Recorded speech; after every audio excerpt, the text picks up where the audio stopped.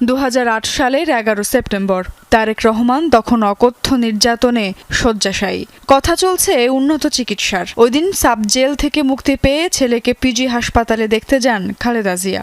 দেশের মাটিতে মা ছেলের দেখার শেষ দৃশ্য ছিল এটিই। ওই দিন উন্নত চিকিৎসার জন্য সন্ধ্যায় তারেক রহমানকে নেওয়া হয় যুক্তরাজ্যে। এরপরই এক অনন্ত অপেক্ষা আর আক্ষেপের গল্পের শুরু। অপেক্ষা মায়ের সঙ্গে ছেলের মিলনের, আক্ষেপ ভাইয়ের শেষ নিঃশ্বাসের সঙ্গী হতে না পারার। 11 পরবর্তী তত্ত্বাবধায়ক সরকারের সময় উন্নত চিকিৎসা নিতে তারেক রহমান পাড়ি জমান যুক্তরাজ্যে। এরপর রাজনীতির জটিল সমীকরণে বন্ধ হয় তার ফেরার পথ। জন্মভূমির মাটির গন্ধ পাননি 17টি বছর। এই সময়ে মায়ের স্পর্শ পেয়েছেন মাত্র 4 বার। তবে এবার যখন জীবন মৃত্যুর সন্ধিক্ষণে মা, তখন তার মন মরিয়া হয়ে আবারও চাইছে সেই আঁচলের ছায়াতল। তবে এইক্ষণেও কোনো এক জটিল বজ্রআঁটুনিতে অনিশ্চিত মা ছেলের মিলন। তাই তো সেই আক্ষেপের কথা তিনি সরাসরি জানিয়েছেন শুভাকাঙ্ক্ষীদের। এমন সংকটকালে মায়ের স্নেহ স্পর্শ পাবার তীব্র আকাঙ্ক্ষা যে কোনো সন্তানের মতো আমারও রয়েছে। রক্তের বন্ধনের উজ্জ্বল প্রদীপগুলো নিভে যাওয়ার আগে আঁচ নিতে না পারার কষ্ট তারেক রহমানের এই প্রথম নয়। রাজনীতির নিষ্ঠুর চালে ভাইয়ের শেষ নিঃশ্বাসের সঙ্গীও হতে পারেননি তিনি।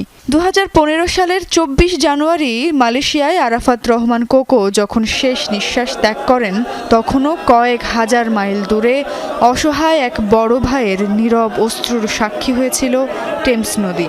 10 বছর পর ফের দেখা দিয়েছে সেই দৃশ্যের পুনরাবৃত্তির শঙ্কা। সবশেষ চলতি বছরের জানুয়ারিতে চিকিৎসার জন্য লন্ডনে যান খালেদা জিয়া। অসুস্থ মাকে তখন প্রাণপণে আঁকড়ে ধরেছিলেন তারেক রহমান। রাজনীতির ভারী পদপদবীর বাইরে মা সন্তানের সেই মুহূর্ত চোখ ভিজিয়েছিল বহু মানুষের। মায়ের আঁচলের গন্ধ কি আর পাবেন তারেক রহমান? সব জটিলতা হয়তো কাটবে দ্রুত, হয়তো দেশেও ফিরবেন তিনি, কিন্তু সেই মাটির গন্ধ কিভাবে নেবেন একজন সন্তান? ভাইকে শেষ দেখা দেখতে পারেননি তারেক রহমান। যদি মায়ের সঙ্গেও না হয় শেষ সাক্ষাৎ, তবে দেশের রাজনীতির ইতিহাসে এ তো এক নিষ্ঠুর ট্র্যাজেডি। একজন সন্তানের কাছে কি জবাব দেবে ভূ রাজনীতির মারপ্যাচে পড়া এই বাংলাদেশ?